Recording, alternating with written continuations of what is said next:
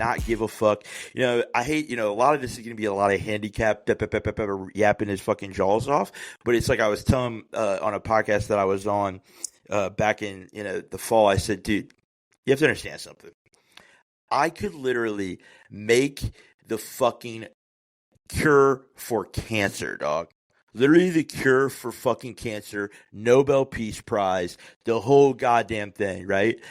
And people would still identify me as, oh, the dude in the wheelchair? Oh, the guy in the wheelchair? So I don't give a fuck, okay? And that is not a sad thought. That's a goddamn liberating thought, really. Because it's like, if this is what it is, I might as well do what the fuck I want. And I mean that on like a creative thing, not like an excuse to be a fucking asshole, but like just to like go and fucking do what you want to do, because these motherfuckers are literally going to identify you. Let me tell you something right now. Here's an example. Stephen Hawking, okay? Fucking the greatest fucking mind we'd ever seen in like ever, okay? He had goddamn equations. This motherfucker could solve the real shit. One of the craziest minds we ever saw. Do you know what he did? I don't know what he did. I don't know. I don't know what he did, because let me tell you what I do know. I know him for that little stupid fucking computer that's like, and he's fucking talking, because that's what culture brought to us. Okay? Culture brought us that to Stephen Hawking, one of the greatest goddamn cultural minds ever, that I don't even know what the fuck he did. I did hear he was fucking his caregivers. So that's fire, man.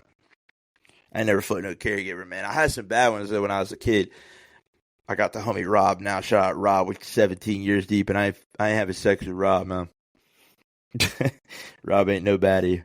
But yeah, man, that's what I'm saying. So it's like, I say that, it's all kind of crazy, but what I'm saying is that it's just a liberating thought that I had, and it's like, yo, if you're going to identify me as the wheelchair guy, it's just like, I'm going to just go, it just made me like, be like, yo, just go hard with the brand. Go hard with the fucking pod. Go hard with everything that you do, because, there's going to be people out there that recognize what it is. But, yeah, man, Kanye has a line, and I probably should not say it. It's a college dropout line, and I definitely won't finish it all. But it says, even if you in a Benz, you still in a coupe.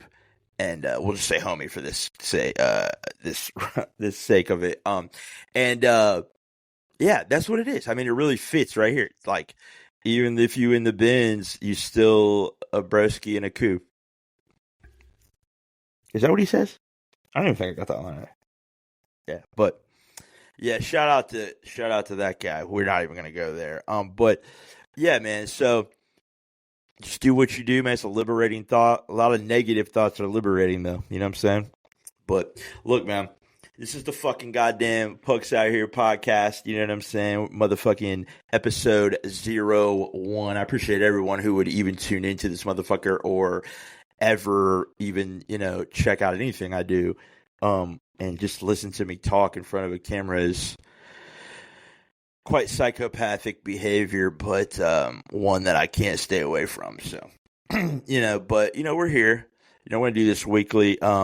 And I appreciate everybody, fucking with it, tuning in. We're going to do Apple, we're going to do fucking thing. But like I said, we're not worried about views. Any sponsors, I will never have a sponsor, because this won't get enough goddamn views for that. It's like, people need to understand their realm in life. Motherfuckers want to start a podcast, you're going to get a goddamn fuck out of here. But yeah, man, we're here. You know what I'm saying? We're here to talk, my life, fucking culture shit I want to get into, a bunch of stuff, you know what I mean? But I may get into politics. Hey, bro, do not think that you have tuned into something that is going to get you away from a politics, because it won't be today, and it maybe not be the next episode, but Political Pucky will get it popping, believe that. I would like to consider myself one of the greatest political analysts America's ever seen. CNN vibes, okay? Goddamn Mark Lamont. Goddamn, you know what I mean? In that little square talking to goddamn, what the fuck? Anderson. Cooper. Coop! It's Coop gay? Shout out to the LBGT commune. But yeah, man, so I just, we're back. I feel comfortable. I feel comfortable doing a podcast. You know what I'm saying? And like I said, we're going to have some guests on here that will obviously be in a different location, will not be my home. You probably see a fly up in this motherfucker. Let me tell you something right now. Summer's here, and I got the doors open. I got the windows open. You know, we may see a fly in this motherfucker. Let me tell you something right now. Do I look like a guy who wouldn't have a fly or two in his crib? I don't think so. Okay? So, that's that. Fuck all that, man. This is the real. This is what it's the real. That's what I'm saying. If you see a fucking fly, if you see any of that shit, it's about the motherfucking real is here. Motherfucking real is here, man. I had to tell these motherfuckers, man. And yeah, I've had some pods in the past, you know. I had an audio only joint back in like 2017. Tried to get that, you know, a little fizzle. You know what I'm saying? Then I had a little joint in 2021 that, you know, I was doing all the visual and the like audio myself. Then I linked up with like some fucking date night fucking homies that I thought were my homies, and they fucking sabotaged my pod completely. Not on purpose, but I added them, and we tried to move it to their crib, and it was just a fucking nightmare, and, you know, whatever. So that ended up fizzling out, and then I ended up getting a new crib this past April, so it's been a year, so I guess it's been a long time, but and I, you know, I moved in, and I, you know, it was like I had this extra spot. You know, I didn't move out to Hamptons, but from where I was, it's definitely a level up. So I, you know, I had this new crib or whatever, and, you know, I had this second room, and I'm like, we about to launch a pod on the real ski here, boy. On the real ski, and that's what we're here to motherfucking do. So, appreciate it, man. Shout out to the homies, everybody listening. Questions, if you fucking, I posted on the story, couple listener questions, one day a week. So we'll do that and see what you motherfuckers got to say. My homie E Styles, 2002. I wonder why. 02 is a great year. You know what I mean? 02 was like that year. Let me see some. 02, I was in 5th fucking grade, and I was wearing a do-rag. There's documentation of this. 02, man. Fucking Rap City, Madden, the culture's lit. Everything's lit. Skating's lit. Sneakers are lit. Everything's lit in 02. But he said, where did you get your love for pro wrestling? And what was the year?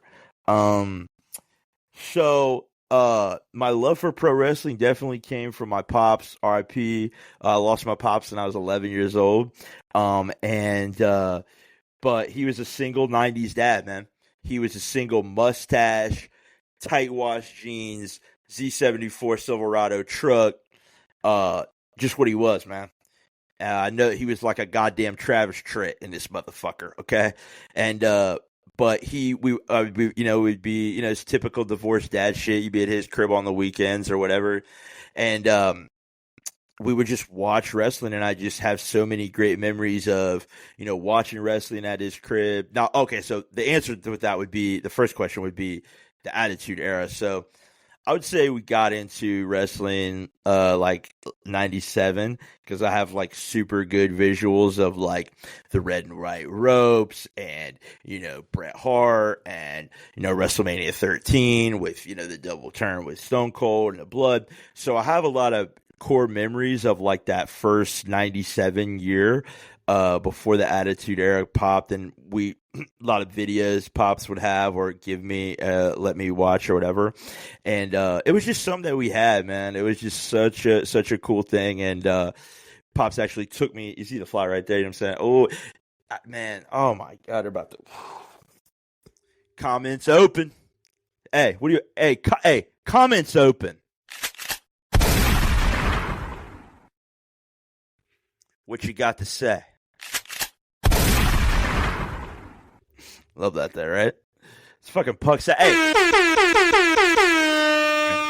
Yeah, no, so what I was saying was Pops would take me to, you know, we would watch it, and then he took me to my first wrestling event ever, which was at the Hare Arena in Dayton, Ohio, which is a classic. And one of my favorite memories was, you know, and, you know, at this time period, you know, you think this is real, especially as a kid. Like, you think this is some top. I mean, this is different universe. It's like, one thing about wrestling is you could say like, yo, the universe was so different. It was like crazy. But Kane comes out, one of the scariest motherfucking wrestlers from hell, and the fucking lights come, or the flames come out, and he's, and I just start crying, bawling my eyes out, and I'm like, Pops, we gotta go, get the fuck out of here, okay, and yeah, and I remember him just turning to me and laughing at me, like, you fucking pussy, what are you doing? Like, first of all, stop. And secondly, yeah, so I just remember him like just flaming me low key, like, stop being a pussy, which is hilarious. But yeah, that was like when I really fell in love with wrestling, was Attitude Era. I feel like that is a cliche answer, especially at this time period in life. Like, it's such a cliche answer, but it really was, man. Late 90s is just when you're coming into things and your mind is molding. You're creative, your imagination is, off the rip. You're getting these action figures and your imagination isn't even going even crazier. And yeah, and that's what it is. It's funny. I met wrestlers as a kid. There's a picture of me with Stone Cold. We had, Al Snow. There's some people that I met as a kid that my dad would take me to. We had like card shop or whatever, but I never had been to like one of these big WrestleCons or WrestleMania events or any of these things where these conventions where you can literally meet and talk to some of these wrestlers. Now, everybody knows me would probably, I don't fuck with like modern day wrestling, like 85% of it, right? I got probably, a few homies that wrestle in the indies that I love and I keep up with, but other than that, I'm consuming old stuff. And luckily, thanks to the internet, there's so much fucking old shit that I can consume, whether it's podcasts, videos, or old. I mean, it's just endless. The library is endless. Shout out to Vinnie Mac, boy. He knew what the fuck he was doing there. So yeah, so I'd never been to any of these things. But yeah, what I was saying was I love old shit, right? So I love old wrestling more than I ever would, pay attention to new wrestling. So there's these conventions that you can go to, these fan fests where, there's newer wrestlers or whatever, but there's a lot of just legends there, right? And they set up tables and you can go up and they sell little gimmicks or whatever, and you can take a picture, you could talk to these motherfuckers, man, and it is it was like, so I went to my first one last year, and this was like everybody I could have imagined, everybody, all the ECW motherfuckers. Rob Van Dam was my main one. I really wanted to. I was focused on meeting. Who else do we have up there? God damn, everybody, man. Kurt Angle. Everybody. But they had like newer guys like Matt Riddle. Who gives a fuck about Matt Riddle? I mean, I heard fucking goddamn. We're watching a goddamn shoeless Joe Jackson stoner fucking. Hey, bro, RVD stoner fucking wrestler. You not shut the fuck up. And I think you hit bitches or some shit. I don't know. Anyway, but yeah, so there was like that type of level shit right there. So I go and I'm like, yo, this is cool, whatever. So I get this is like one of my first things. So it's just straight overwhelming when I get in this motherfucker. First thing I see is goddamn Jimmy Hart. He fucking walking past. I'm like, what the fuck? So they let me in and I go in. And shout out to my boy Kerry Morton. Thank God for this motherfucker half the time when I go to these events. Shout out, real blood legend. So he grabs me when I get in there. He's like, yo, anybody you want to meet, just let me know, blah, blah, blah, blah. He takes me to his pops immediately, right? Now, Ricky Morton, fucking absolute legend. We've kept in touch. He's worn some shirts. And like I said, Kerry's one of my best friends. But I have to admit, every time I see Ricky, he calls me Puggy. Now, I don't know if he doesn't know my name. I don't know if he doesn't remember my name. I don't know, but he'll always, it's like he almost goes for Puck, and then he goes Puggy immediately. And then he goes, Puggy! My nickname was Puggy. And I just go with it completely. It's Ricky fucking Morton. You think I'm going to correct this motherfucker? I'm not at all. It's a goddamn legend. Oh, my God. But he's always like, Puggy! So we go in, and then, so Ricky, he goes, have you met Robert? Fucking tag team partner of the Rock and Roll Goddamn Express. So I'm like, no. So he fucking takes me over to Robert Gibson. Robert Gibson, the way he introduced me to him was just like something that will always stick in my head. But he's like, yo, this is Puck. Puggy, I don't really know what he said there, but he goes, yeah, he's got a brand, and all the guys love him. Like he really introduced me to his tag team partner in a really cool way. That was really awesome to me, and I told him, I said. So, he was really cool, and he instantly was like, made a dick joke immediately. I think he said, hey, Robert called me the other day on the phone, Pug. He said, he said, I figured out how to make my dick 6 inches smaller. He said, how's that? He said, fold it in half. I said, God damn it. How legendary is it that I've been sitting here with the Rock and Roll Express, and I just meet Robert Gibson, and the first fucking thing he says to me is about his dick. Amazing. Incredible. But so that happens. So then I'm like, holy shit. I'm like amped, right? I'm like, I just got the cosign from like the greatest tag team in the world. Like, I'm gonna be, say I might come out this motherfucker chat. I don't even know. So like, I have my people I wanted to meet, my list of people.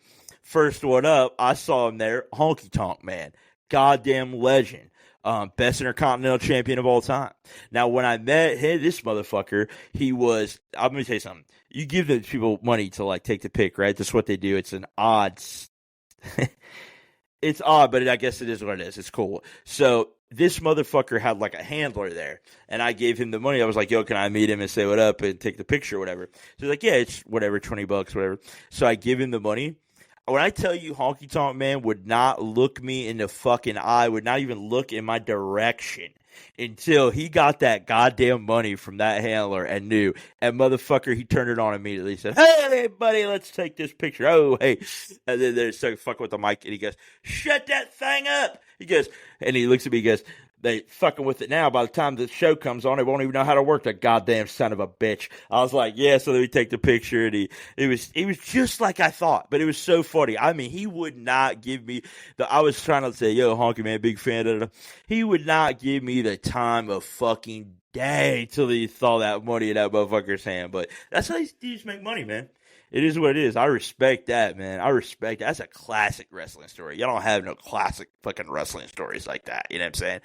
And then I think after that, I'm starting to get overwhelmed. It's fucking everybody. Then I go meet Missy fucking Hyatt. Now, if you don't know who Missy Hyatt is, First Lady of Wrestling, look it up, Now, y'all know me. I love older bitches, bro. Like, let me tell you something now.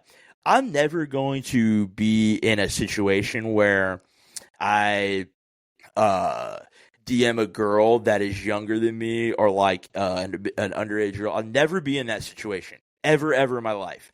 But if you go to chicks that are like 45 to like 61, yeah, I'll probably catch a case in one of them DMs. Real talk. Real talk, your boy has got Federica up in some old ladies DMs. But anyway, so Missy Hyatt is just that old lady, man. That's just bad to be like.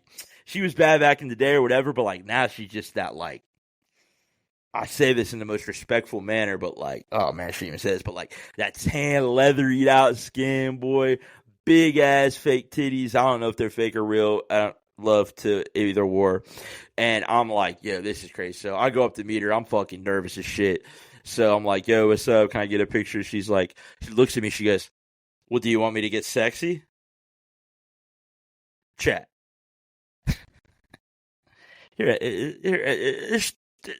First of all,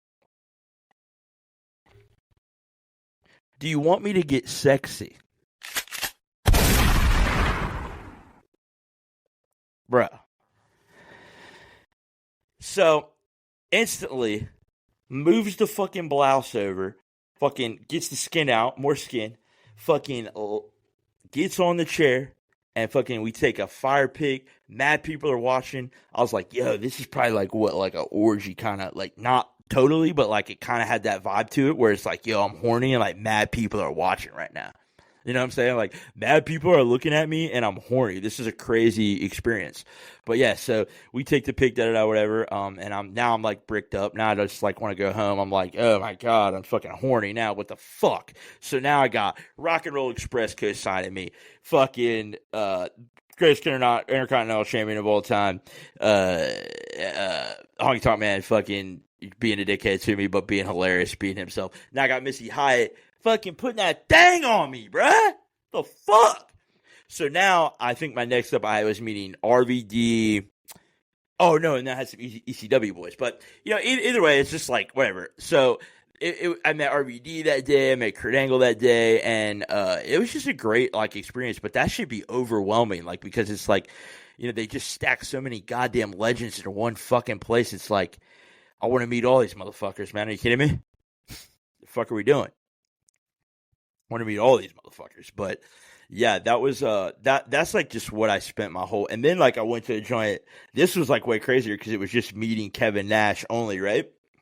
This was at a fairgrounds on a Monday in the middle of August on a horse race track, and my boy, luckily, Kerry Morton was booked on this situation. Well, I had to meet Kevin Nash. Like, I got the NWO tag, you know what I'm saying? I got the FUBU jerseys, blah, blah, blah, blah. But I had been dying to meet him just to talk about that part of it. A lot of these motherfuckers, you meet them. When I went to that first thing, I didn't really have much to say to any of them.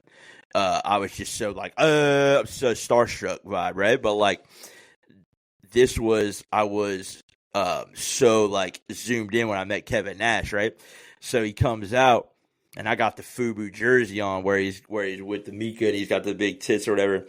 And he comes out and, we chop it up a little bit and he's super cool or whatever. We take a picture. Very cool, dude. Goes back. I said, you remember this? He said, oh, yeah. So he goes back in this trailer that he's chilling in. And then all of a sudden, everyone's just chilling. And he comes out of the trailer and sits outside of the trailer and is just sitting there. So I'm like, yo, man, I gotta talk to this motherfucker, bro. Like, what the fuck? Like, this is just everything on my body. Like, I'm like, the best part is when you meet these motherfuckers, you're like, oh, we're gonna be best friends. Like, you're gonna want to go get a drink with me. Like, so I go up to him. I'm like, Nash, bro, I gotta ask you some shit. Guy, this like handler motherfucker. Who was it? Fucking Bobby Fulton's son, fucking dumb dick. I'd like to smack the fuck out of him. But so he looks at me, he goes, it's in a Q&A, bub. Nash looks at him and goes, hey, he's good, bro.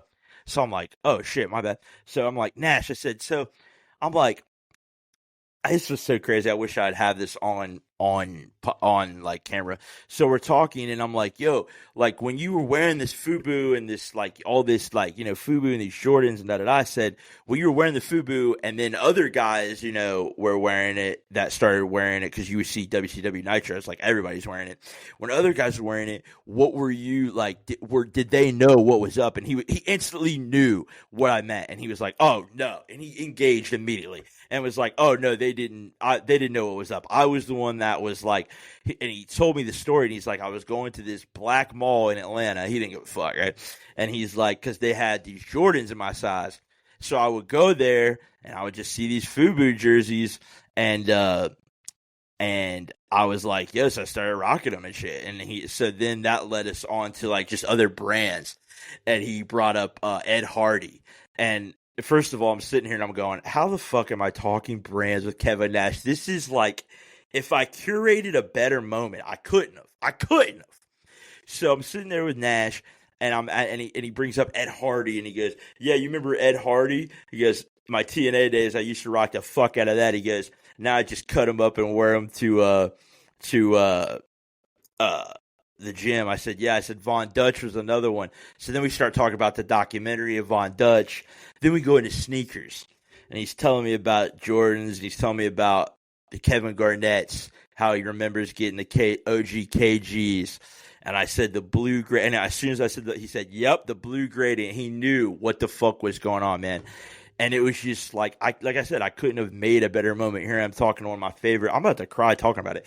But here I'm talking to one of my favorite fucking wrestlers about gear. Like, I'm not asking this motherfucker about his favorite match. Hey, man, what was your... Wait, man, when you were in the ring with Fall Brawl... Get out of here. But, hey, man. This is the Pucks team we're going to ask. I don't know what the fuck they told you. The real is back now. 100%. Fucking put out a goddamn Amber Alert. This is for the haters, doubters, naysayers, and non-believers. The Pucks Out Here podcast.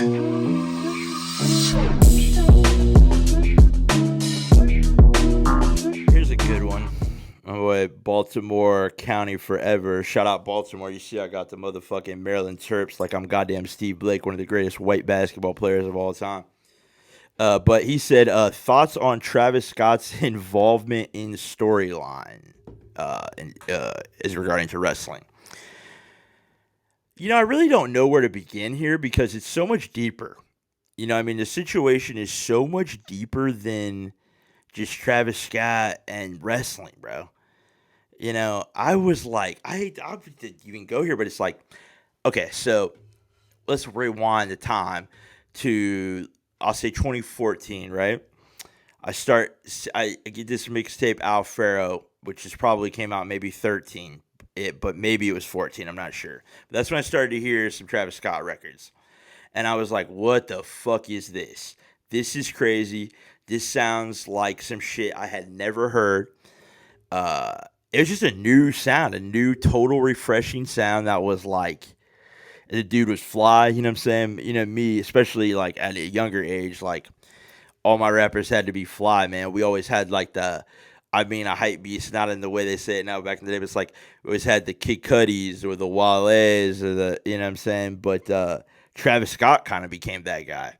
And then, you have the Yeezus era with Travis Scott, and, he's kind of heavily taking from his sound, or vice versa, however you look at it. So, it's just a really special time where he's bubbling.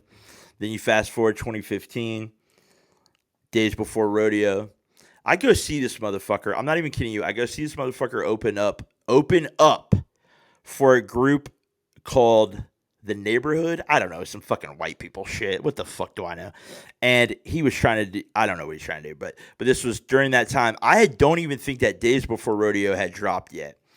And we went to go see him in Indy and in Columbus, or in Cleveland, House of Blues, man. And the motherfucker was insane. Back then, this is 2014. He's going on the balcony. He's doing the whole shebang. Now, back when the act was cool, when the gimmick was okay. But yeah, so then, bubbling, and you fast forward to now, or not now yet, but, he keeps going, and, albums are fire, and the music is great, and, the merch is pretty good, and then we get Astro World, and then after Astro World, it just got a little odd, right? Like, shit just got weird to me, and now, and fast forward to 2025, I can't even get a fucking cheeseburger without seeing the motherfucker, bro. Literally, without it being named after the son of a bitch. Okay? That's oversaturation to the maximum. You give them the Nike ID. You need to take Nike ID away from the motherfucker. How many fucking Jordans? And they're, and I know everybody fucks with them, da-da-da. It's the, hype train. You got to have the Travis, whatever. Nah, man. This shit is oversaturated. At first you had the fours, which was the Oiler colorway, and you could follow what was going on. But when an artist, or when these people, or when these brands, they overdo it, now I can't even, you're on everybody's fucking music. Now I can't go to fucking sneakers without seeing you. I can't go down the street to get a goddamn McDouble without seeing your dumb ass. And now, the most sacred thing I love the most, professional wrestling. You're going to come fuck with that.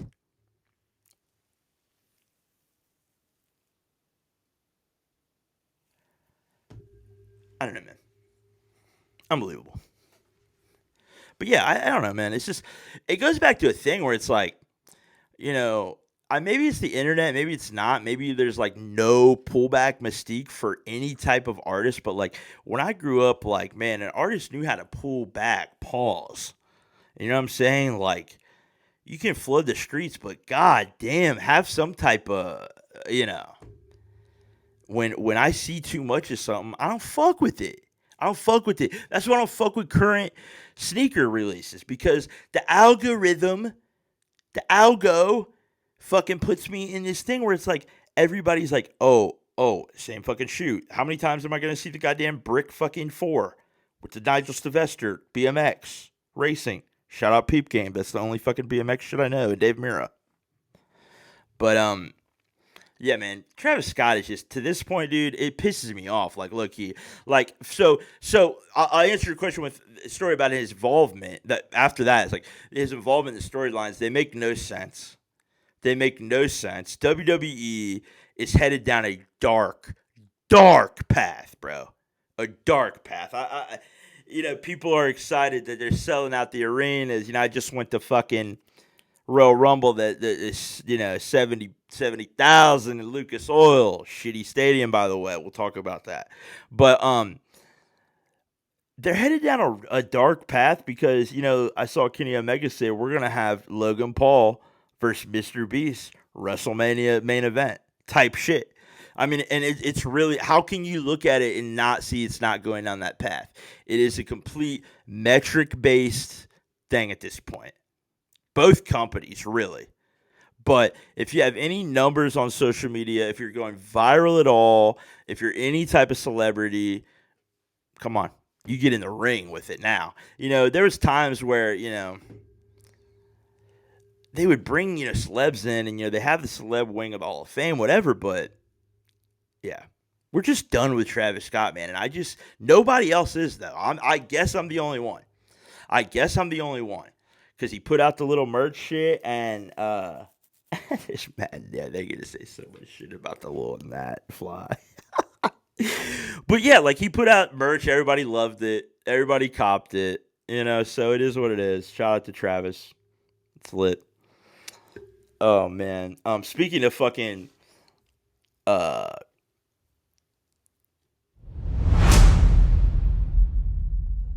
speaking of sneakers, I hit speaking of sneakers, I had a great event this past weekend at Cincinnati. My homies over at Unheard Of just dropped a incredible sneaker, the Grandma's Couch 2.0. And I went to the first release of this shoe. It's an Adidas collab. First of all, shout out to Phil and the Adidas budget, okay? Shout out to that Adidas budget. Build outs, my boy.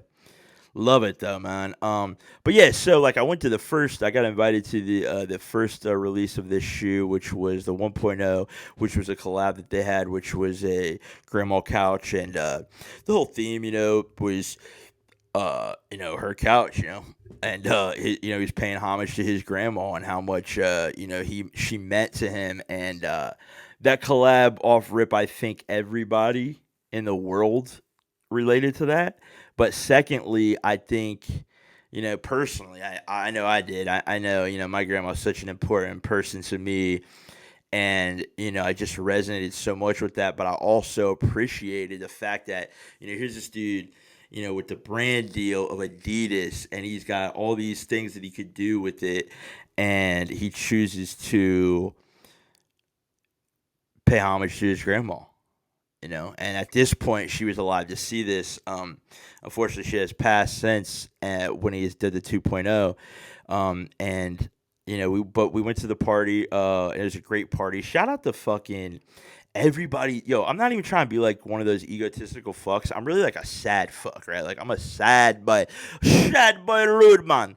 But like I'll tell you right now, I be in my crib thinking, motherfuckers hate me, I suck, all this shit. But then I pop out at like a sneaker event, right? Where it's shoes and it's clothes and it's the homies that are into what I'm into and we're into creative things and it's like just so much love, man. So I'm not trying to be an egotistical person, but if you show me love at the Unheard Of event, I have to say thank you so much because like I really went home with a different vibe. I got into the venue and there was this big motherfucker. Shout out to him.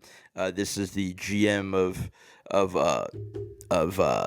the place. Vintage is the place. Vintage, which looks like it's the first time I was there. Shout out Vintage in Cincinnati. It looked like a great sports bar. But I was just there for the sneaker event. But so he looks at me and he goes, I've been waiting to see your ass. And I was like, oh man, I done did something. I said, it's over now. I said, my mouth it's finally happened. I'm finally about to get swung on.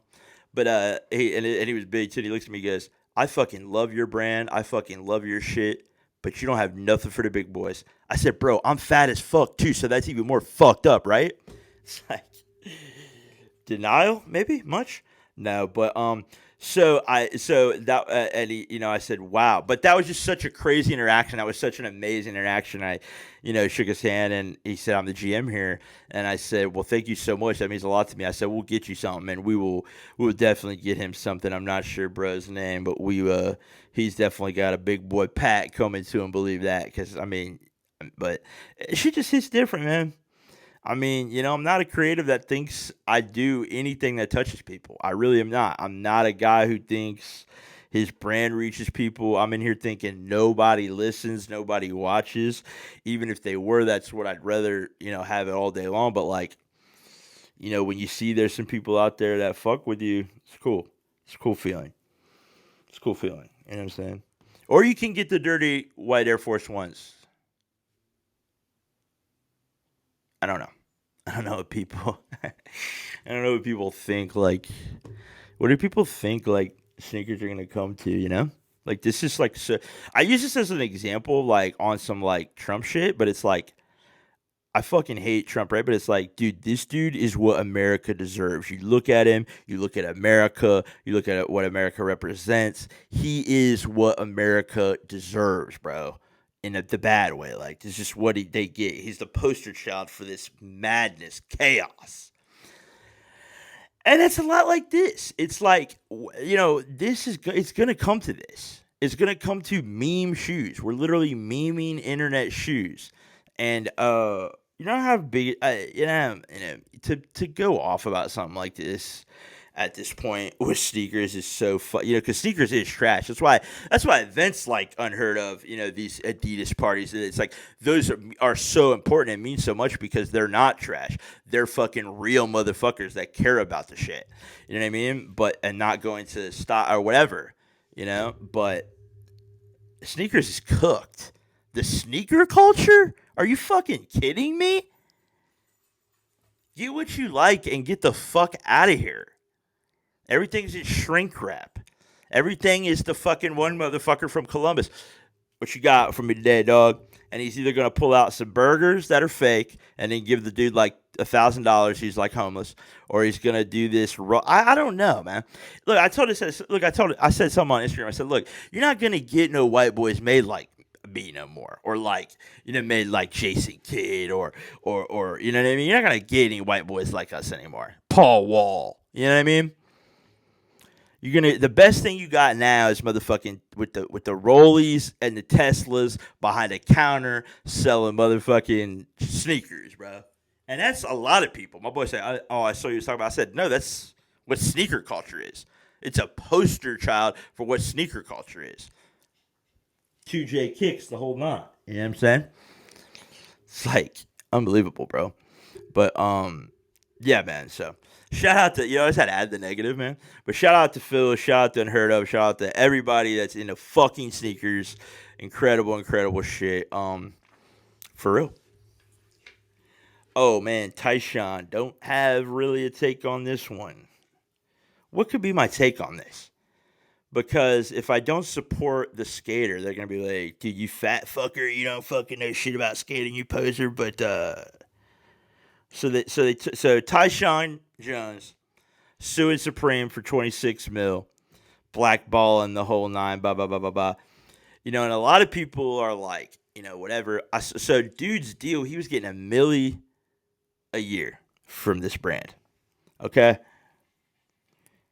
Why is no one talking about? I saw him skating an American Eagle ad. What is up with that? Why is nobody speaking on that? That's not enough to get drafted? I don't understand. That's not enough. Bro skated for American Eagle. Like, we give you $1 million. Is that not enough? Like, I don't understand. But I don't know the skate culture, so, right? I'm the poser, so I don't know. But shout out to Tyshawn, man. Honestly, he's got to win because we just don't fuck with the corporations, you know what I'm saying? So he's got to win off that, but you can't be doing the fucking corny-ass brand. I mean, I'm going to keep it real. Shout out to Tyshawn. Greatest, I could never do what he does, but like, dude definitely has some corny ass brand deals. And I know skating wants you to be like, it's about getting that money, man. You got to take what it's like. But if you're getting $1 million, that's not enough to say, hey, man, maybe I don't want to fucking skate American Eagle. But people are, I don't know, bro. I don't know. Shout out to Tyshawn though. Hope you get that guap. Hope you take these motherfuckers for what they are. But shout out to Supreme, still fucking killing it. They're like, I know I'm supposed to hate them because they're a $2 billion brand, but somehow this brand just keeps dropping so much good fucking shit. God damn, man. It's fucking nuts, man. But yo, so on this day, OTD is gonna be a segment we're doing here on the podcast. We're not gonna be exactly to the day, but definitely be within the week, where we just, speak on something that is from the past and a cultural thing that is an anniversary. And this one is such an important one that I had came across, and it's gonna be the 20th year of Common's B album. Now, look, man, if when you're old enough to realize the 20th anniversary of anything, that's kind of fucks with you. But like once you're able to get past that, you realize like, yo, all right, damn. But that was like such a, I think back to that time of when that album came out, and it still is incredible when you listen to it today. I listened to it all morning to, kind of go over it. And I never was a Common fan before this. I strictly was listening to this because it's being pushed to me at the time, and that I knew Kanye was head producing everything on this album. So that locked me in. But I don't know nothing you know what I knew about Common? I knew he wore them goddamn hats. Okay, that's one thing I knew. I knew he had the beef joint with Ice Cube back in the day, trying to act hard. That's cool too. And then I know he had the one song Outside with the motherfucking "It's important we communicate, penitent in it to the right pitch." And I know he's got I know he smashed Erykah Badu, so legend. I know he's got, man. I know she had that potion. But yeah, man, what a great album. Let's get this album, man. I was listening to this today. This is Kanye West at his great. First of all, this is Kanye producing for two Chicago guys, one younger, one producing for somebody he came up on. And I feel like that first track B off the title record, the intro, it's like intros are so important to me. They've always been like mad important to me. Two intros on a album and intros on a concert, right? How you come out on an album and how you come out on a concert is just cinematic. Gotta be. And this was no short of that. I mean, strings, Kanye on the keys. I mean, just good shit. Then you have records like The Corner, like that's another just hip hop fucking neck breaker. Oh, those beats. Just want to The Corner. I was listening to that in the whip today. I told my aunt, I said, this is one of the neck breaker beats, right? You put this on, it's like neck broke, like oh, sorry, Stephen Hawkins. But yeah, so then you had the Go. I'm just trying to go down the list right now. You have the record like Go, another classic record. Now this is '05, so I don't know, it's just fun. I don't really get any style things from Common. Like I said, there's nothing Common really has done for me in rap that I fuck with other than this album. He had some shit out of this, but yeah, Go, Faithful, Testify.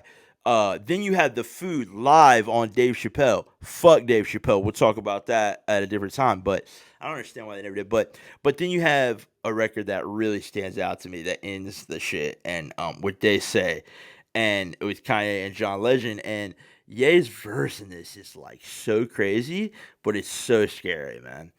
It's so scary, foreshadowing. I think he says like something like, "Oh man, my best friends worry about me. Oh, because when you famous and you have made cash, the media aims at you, and you be up so high. If you ever fall off, it feel like a plane crash." It's like,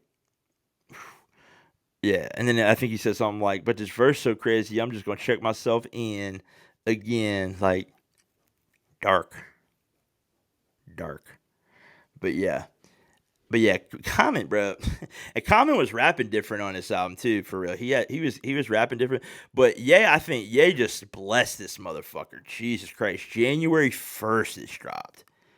That's crazy. So they were making this all in '04, '03, which is like really ahead to think that they were making that in that time period. But yeah, Ye just laced this motherfucker, man. Just like I said, this album is Ye at top notch with the just chopping beats up, and he didn't even put himself in it too much. He just really did a great job with this. And then I think he sauced him up a little bit after this. He had the South Side joint on the next album, and the next album had a few joints, but it was not a Kanye, produced record. And then I think he did, what did he do, Pharrell joint or something? I was like, Intellectual Mind Control or something.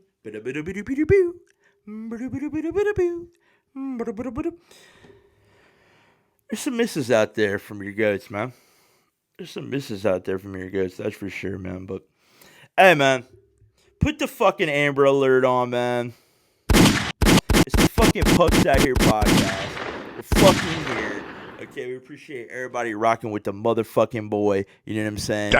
Damn, son, where'd you find this? And it is what it is, man. It is what it is. Appreciate you fucking with the boy. Appreciate you rocking with me. And we here. Yo, I think I just hit a bunch of sound clips that aren't. I don't know.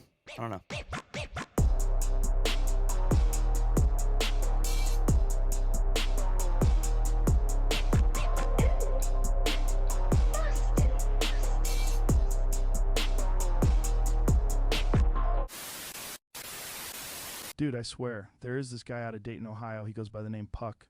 His podcast. What is it called? Look that fucking shit up, will you, Jamie? You dumb dick. Dude, Jamie, you have been pissing me off. Do you want me to black belt Brazil your dumb ass? I mean, honestly, dude, fuck you. Little pussy. No, Jamie, I have a question. Have you ever fucked a bad bitch? Tell me right now. Exactly. Then stop. Okay, there it is. It's called the Pucks Out Here podcast. Dude, this guy knows a ton of shit. I mean, we saw him slap the fuck out of a hater. I even called Dana. I said, dude, this big Puck guy, he has hands. We need this big fucking bastard in the octagon. But he didn't listen. Fuck him. Anyway. But I am telling you now, fucking aliens, planets, government, dude, all that shit is mind-numbingly boring in comparison to the mind of Big Pucky the God. So do yourself a fucking goddamn favor. Let the Puckster get you fucking right. Look, bro, there is a guy out of Dayton, fucking Ohio. I think his name is Big Pucky, Big Puck, Puckster, Pucks Out Here, something like that. Right now, I won't even allow myself or my employees in the office to listen to anything else. Straight Puck Daddy running through the office Bluetooth. Even if these fuckers try to put their ear pods in and listen to something else, I connect and switch it back to Big Pucky. It is like, oh, you think you are about to play some fucking Billy Bob Eyelash or fucking Dave Chappell Roan? Not fucking happening, bro. The Pucks Out Here podcast is how you build real soldiers. It is how you build real warriors, and that is what we'll be playing. I am so sick of you goddamn pussy boys. Have none of you ever done drugs? I swear it is like none of you have got hit in the face. Leave the wife, leave the kids. You need to dip the fuck out from that family. These people are haters. These people have no swag. Not to mention no fucking drip. They are holding you back from being a fucking boss. Ask yourself right now, do I want to be a lane for the rest of my life? And this shit stops now. The Pucks Out Here podcast on goddamn repeat. I mean, I want it playing until your ears bleed out of your motherfucking asshole. End of story.